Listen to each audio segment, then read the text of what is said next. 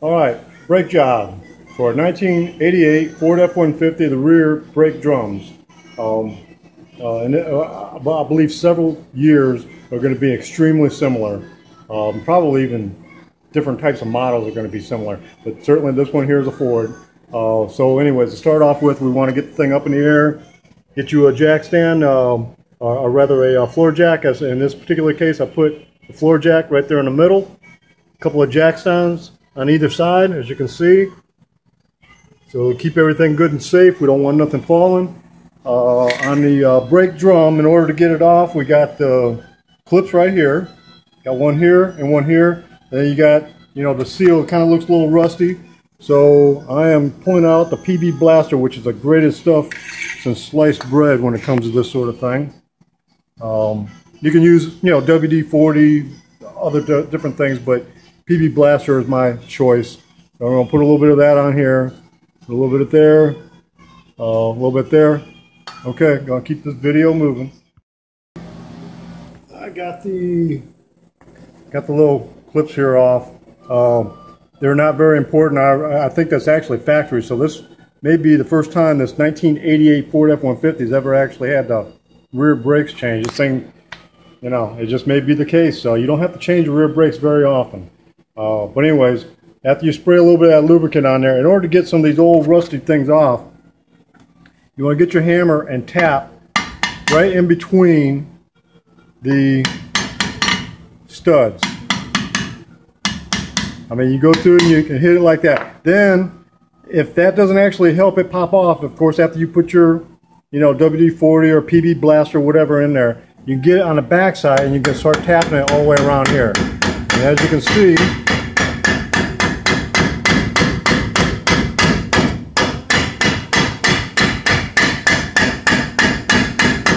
it is starting to move on off there. So I just keep going all the way around with it until I get that thing off of there. You want to be kind of careful. I priced these things at the store. They're over $60 a piece. So I got new brake shoes, and actually I got new wheel cylinders because I just think that's probably a good idea. But if these drums are good, I'm going to go ahead and keep them. $60 a piece, that's $120 for the set. And hopefully if it looks good on the inside, we're going to keep it. But anyways. Here we go. I have sprayed this stuff down a little bit to get it cleaned off. Got my special tool here, if you can see it.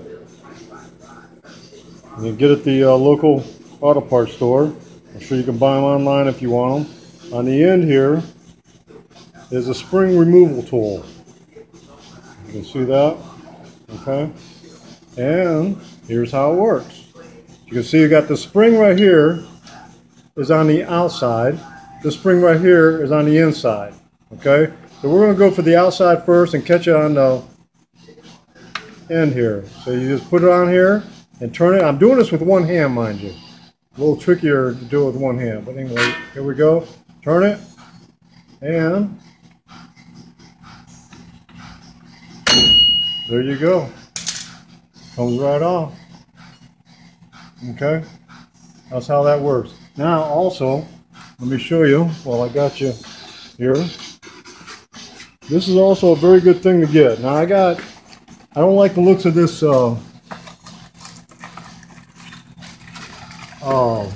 stuff here, so I got all new springs and everything. I got a kit.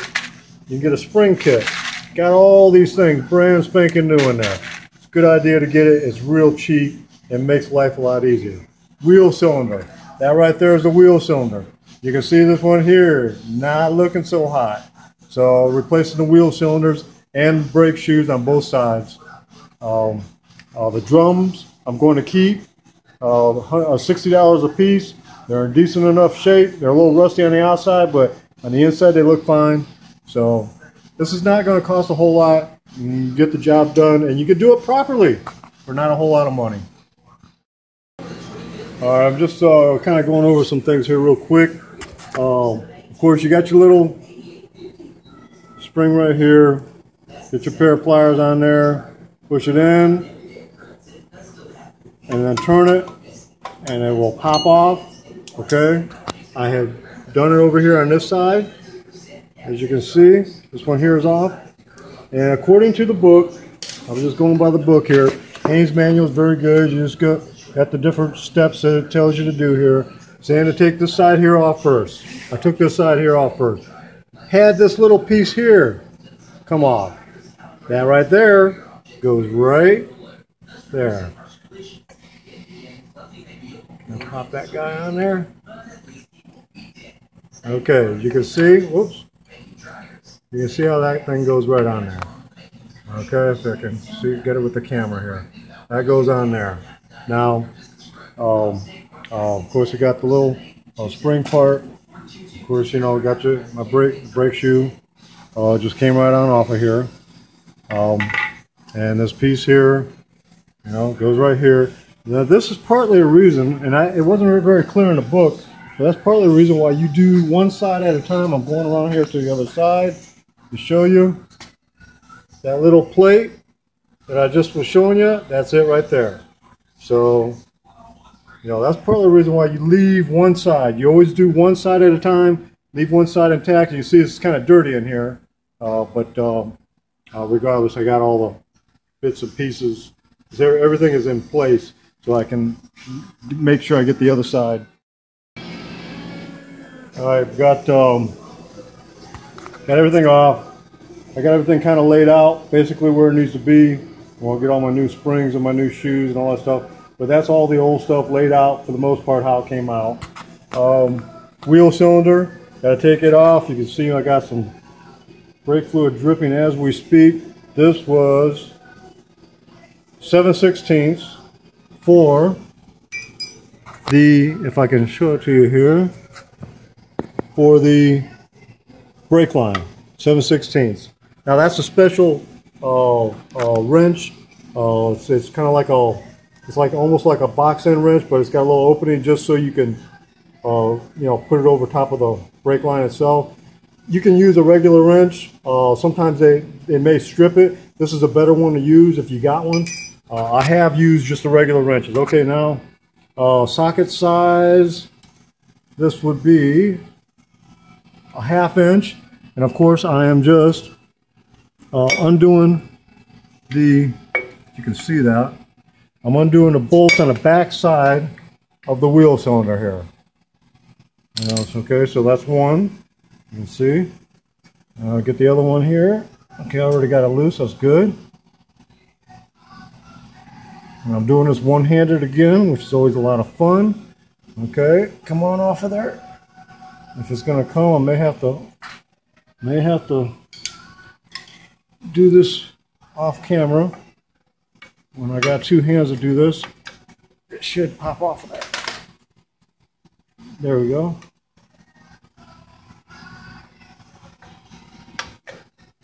There we go. Okay. There we go. You see it come off. All right, all right.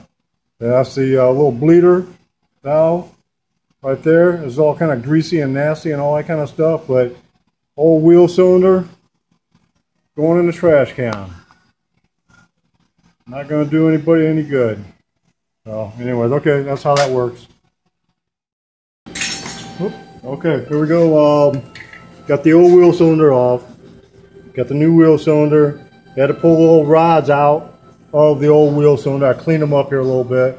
They're going to put them guys back in there and just go from there.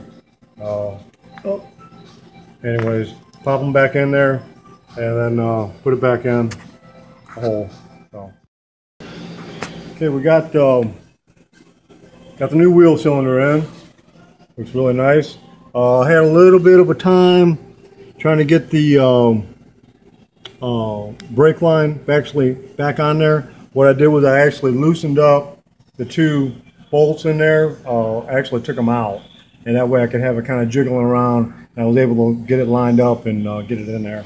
Then of course I put the bolts back in there and slide those little rods from the old one into there. Now here are my new springs. These are all brand new springs with the kit. I basically laid it all out with the brake shoes. This piece right here you have to transfer over from the old brake shoe to the new brake shoe, and that's not an E-clip. I know it kind of looks like one, but it's not. That thing actually bends, and there is a little tiny like a washer or spacer right up underneath it. I don't think that that's actually real critical, but regardless, you bend that thing off and you bend it back on. So you can basically just get a screwdriver, knock it right there until you get a little gap right there, then you pull it on off, and then you put it back on and get you a pair of needle nose pliers, and you just basically clamp that guy back on there so it's tight, and that's it. That's the end of it. It'll stay. So, okay. All right, real quick here, got the brake. Let me flip it around here. Okay, this is how. I'm doing this one-handed, people, so I apologize for the bad, shabby camera work. Okay, that's how it basically goes in. So in order to get that spring in there, you flip it around. You got to pull this spring back. It's a two-handed operation, so I could not do it on the camera. All I do is I hold that spring back. I can move it. As you can see, I can move that guy. It's not that hard. Move it. Put your little wire in this little cutaway. And there you go. You got it. And we're going to flip it around here. And as you can see, we got a little cutout that's going to fit in there. Whoops. No, I'm sorry. Like that. Anyways, so I'm going to piece all the stuff back together. There you go. Back to this tool right here. You can see all this stuff on my camera. Alright, there we go. Right there, you see the tool. I'm not really sure actually what this stuff up here does. I've seen pictures of it being used, but I've never been able to make it work. This right here is what I focus on. That right there is what I use to get the spring off. This right here is what I'm going to use to get the spring on. I put a little bit of grease on this side of it right here to help the spring slip on there. I'm doing this one-handed, so we're going to see if this works. I may have to try to do this without the camera, but we'll see. I got it pre-set up here. So anyways, you put your spring on there. As you can see, I got it on there. I got a little bit of grease on there. I'll hook it onto this part right here if I can get it on there. Come on. Ah, you son of a gun. Hang on a minute. I got stuff falling off here. As you can see, I got putting this thing back together. I got this piece here on there first. This piece on here second. And I'm just going really by the other side. Make sure I didn't miss anything. Got this piece going in there. Alright, here we go. Try it out.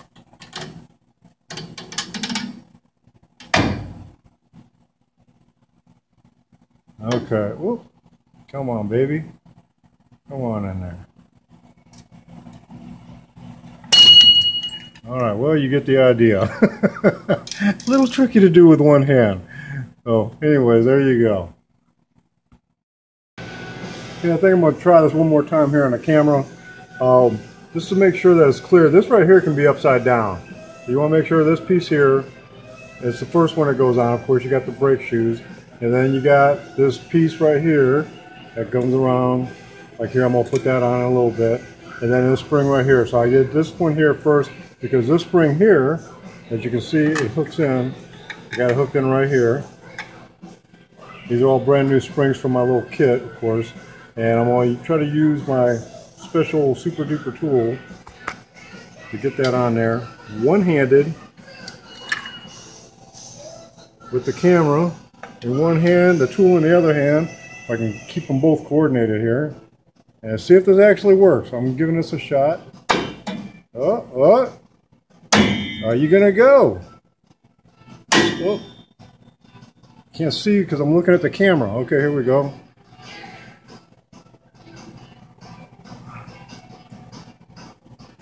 There we go. Whoop, whoop, whoop.